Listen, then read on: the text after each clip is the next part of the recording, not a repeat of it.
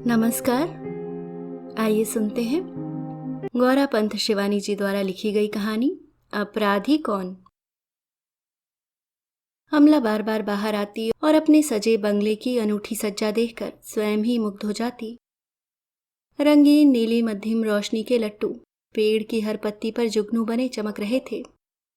शामियाने की रंगीन छाह में कई सोफे और कुर्सियां मंडलाकार घेरे में रखवाते श्याम बिहारी एक साथ कई निर्देश देते किसी कुशल बैंड मास्टर की भांति हवा में दोनों हाथ उठा उठाकर गिरा रहे थे।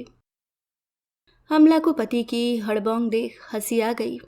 एक तो वैसे ही सामान्य सी घटना से उत्तेजित हो उठते थे, उस पर आज पहली पुत्री का विवाह था। वह पति से कहीं अधिक मात्रा में आश्वस्त हो बारात की प्रतीक्षा कर रही थी। आखिर घबराती भी क्यों, सभी कुछ तो दे रही थी। कनक को फ्रिज, रेडियोग्राम, फिएट और फिर एक तगड़ा सा चेक। बीसियों भूखी शेरनी सी माताओं के मुख से वह अपने भावी जमाता का पुष्टग्रास लुभावने दहेज के बूते ही तो छीन पाई थी। उसकी कनक सावली थी, पर इस युग में क्या जमाता भावी पत्नी का रंग देखता है। उसे तो अब भावी ससुर के ओहदे का रंग ही अधिक आकर्षित करता है। जहां तक इसका प्रश्न था, श्याम बिहारी अपने ओहदे के चोखे रंग से किसी भी सुपात्र को चुंबक की भांति खींच सकते थे। एक तो वे कमिश्नर थे, उस पर आईसीएस। हम आईसीएस अब रीवा के अलभ्य सफेद शेरों की भांति अपनी वंश वृद्धि की क्षीण संभावनाओं के कारण अनमोल हो उठे हैं। ये प्रायः ही हंसकर अमला से कहते रहते। आज तो उन्हें बात करने की भी फुर्सत नहीं थी। सुबह से जनवासे का ही प्रबंध देख रहे थे। नाऊ, तंबोली, धोबी सबके तंबू तन चुके थे और तीनों किसी अंतर्राष्ट्रीय प्रदर्शनी के से विभिन्न स्टॉल में खड़े अधिकारियों की ही तत्परता से मुस्कुराते खड़े थे। यह भी इस अनोखे युग का एक अनोखा रिवाज चल पड़ा था। आएंगे छैला बाराती बनकर, पर दर्जनों घड़े से निकाले गए सूट इस्त्री करवाने कन्या के पिता के यहाँ ही लाएंगे। जिसे देखो वही हजामत बनवाने बैठ जाएगा, चाहे घराती हो या बराती। मुफ्त का चंदन घिसमेरे नंदन इसी को कहते हैं। कहीं बारातियों के आने के पहले ही सब पान निगोड़े घर के ही मेहमान न चढ़ डालें। अमला मन ही मन भुनभुना रही थी।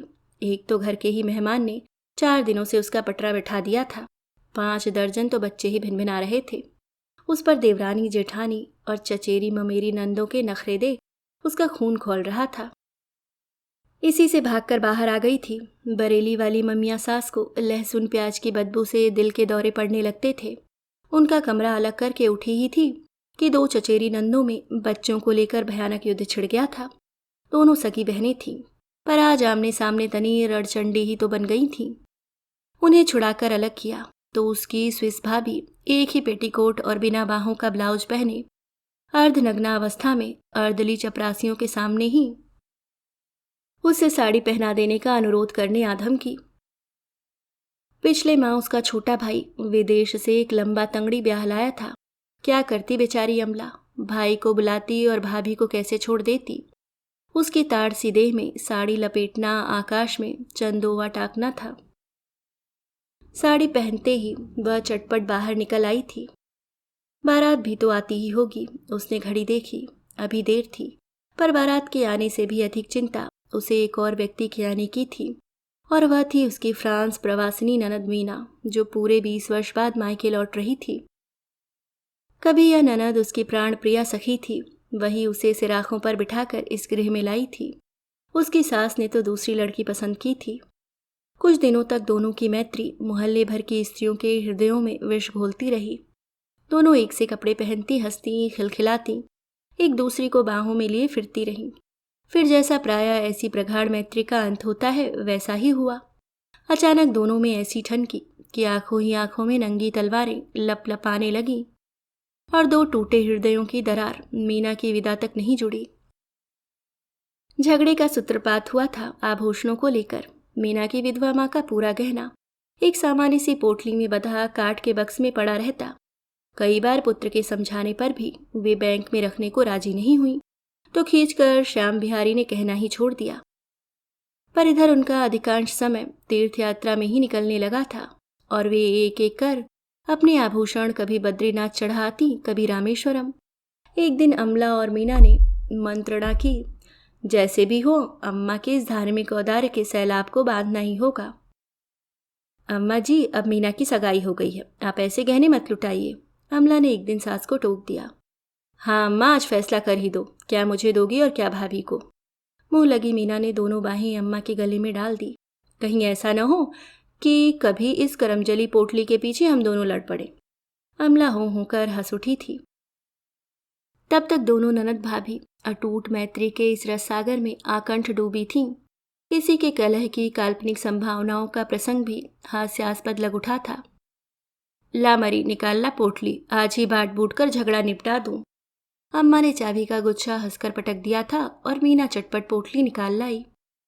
उफ, कैसे कैसे भारी गहने थे। टोंक, मगर, अनंत, जयपुरी झूमर, रामपुरी मछलियां, चंद्रहार, बेसर और कुंदन की पहुंची। मीना के नाना सिविल सर्जन थे, अम्मा इकलौती पुत्री थीं। इसी से नाना ने गहनों से लाद दिया था। सबसे विलक्षण आभूषण था एक लंबी नीली मखमली डिबिया में बंद नागिन के आकार की लचकती करधनी। उसकी जालीदार नक्काशी पहले भी कई बार ननद भाभी को झुमा चुकी थी, पर तब ईर्ष्या का सर्प फन फैलाकर दोनों में से एक को भी डसने नहीं दौड़ा था। आज दोनों के कलेजे एक साथ धड़क उठे। पता नहीं अम्मा करधनी किसे देंगी। मीना सोच रही थी, मैं तो अम्मा की इकलौती बिटिया हूँ, करधनी मुझे ही देंगी। अमला सोच रही थी, कितने अरमानों की बहू हूं मैं, करधनी हो ना हो मेरे ही हिस्से में आएगी। अम्मा की ख्याली हंडिया में उधर उबाल पर उबाल आ रहे थे।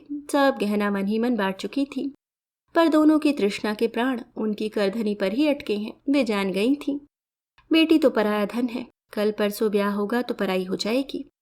जिंदगी तो उसे बहू के साथ ही काटनी थी। फिर करधनी भी साधारण नहीं थी। एक चिररुग्ण जड़िया को मीना के नाना ने उसका खोया पौरुष लौटा दिया था। अपनी मूक कृतज्ञता को उसी अनूठी करधनी की कारीगरी में वह सदा के लिए अमर कर गया था। कैसी लपलपाती जीभ थी नागिन की, आंखों में जगमगाती 2 हीरों की कनिया जड़ी थी।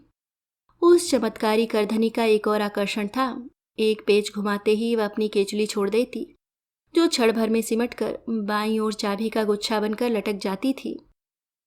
अम्मा कहा करती थीं, जब करधनी बनकर आई तो उसे देखने लाट साहब की मेम भी आई थी। वही करधनी आज किस भाग्यशालिनी को मिलेगी।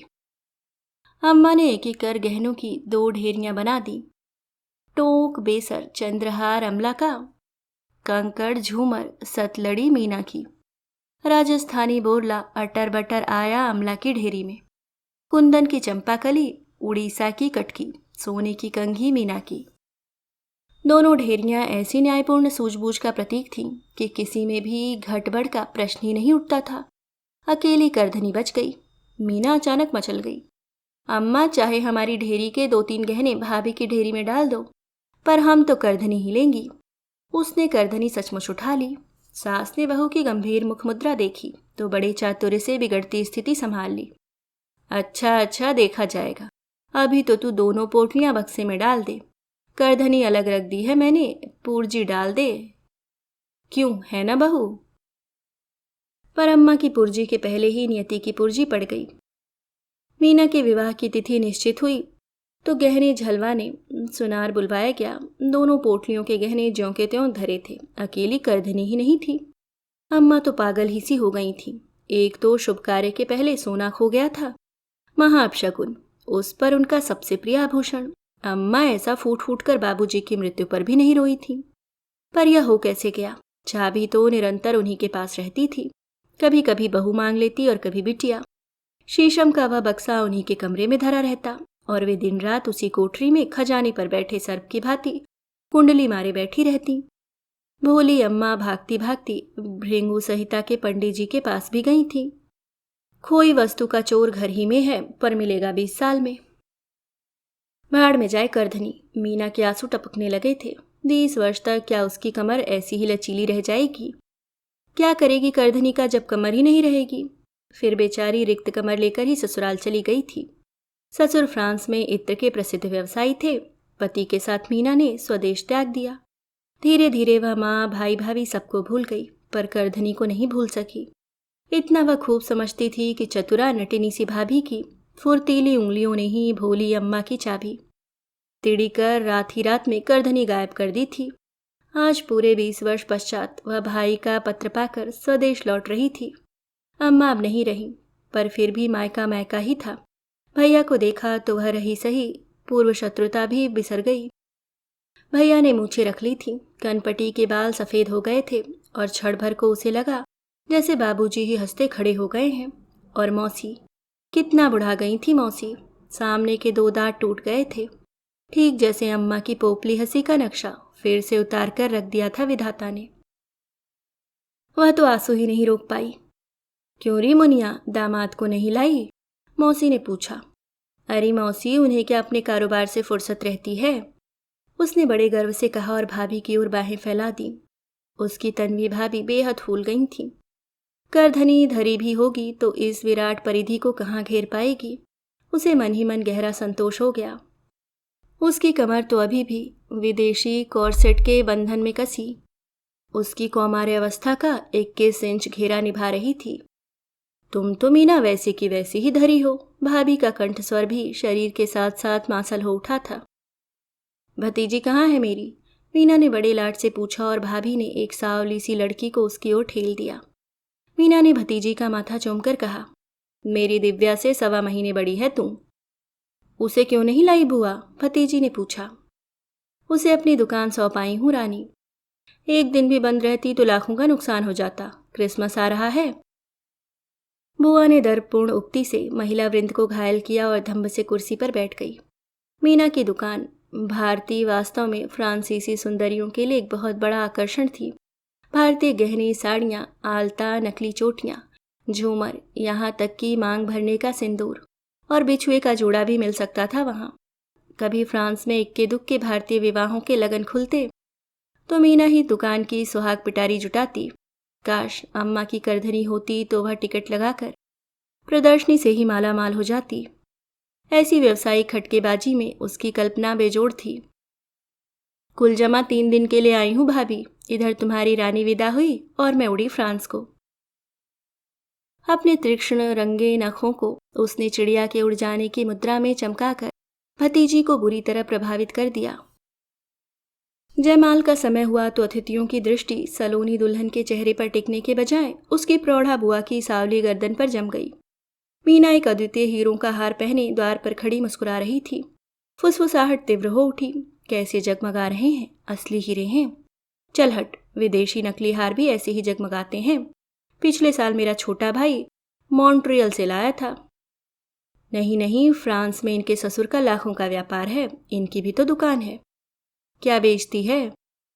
हे, ईर्ष्यालु स्त्रियों का शिष्ट स्वर उनके कानों के पास ही सरक आया। पर उस जगमगाती बुलंद इमारत के सामने छोटे मोटे आभूषण पहने भड़कीली नारियों की आभा सहसा तुक्ष हो उठी, जैसे झोपड़ियों पर धरे दिए टिमटिमा रहे हों।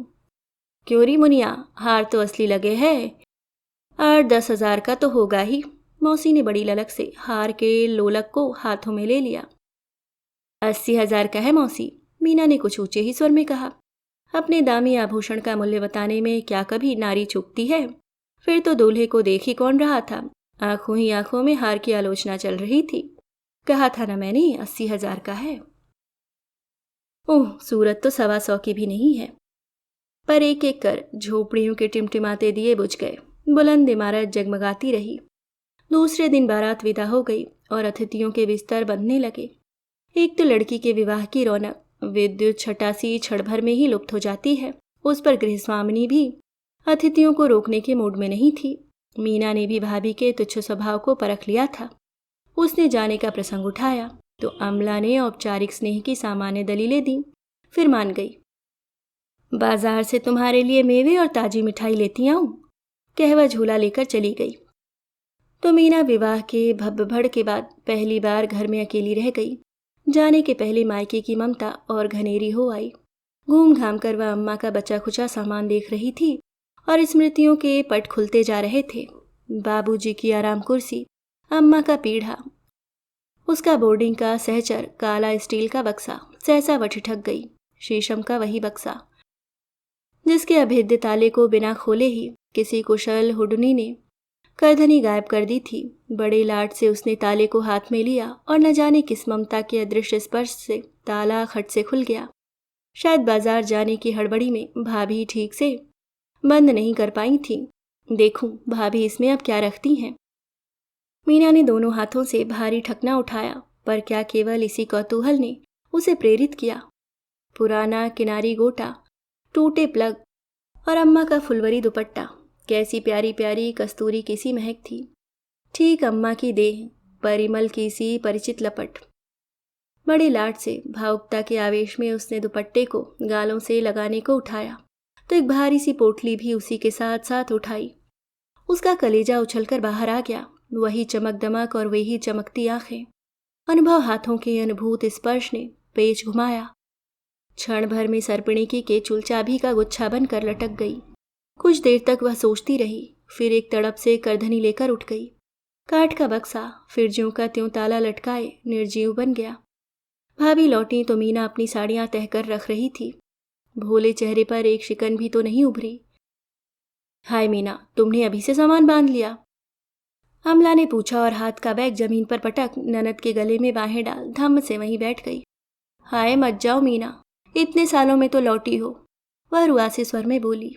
मन ही मन वह जानती थी कि ननद का एयर पैसेज भी बुक हो गया है और वह रुक नहीं सकती। इसी से वह दुलार भरा बनावटी आग्रह कर रही थी। मैं जानती हूँ। उसने रुमाल से आंखें पोंछी। तुम अभी भी हमसे रूठी हो? उस सड़बिल्ली करधनी का सत्यानाश हो जिसने हमें चीर कर धर दिया।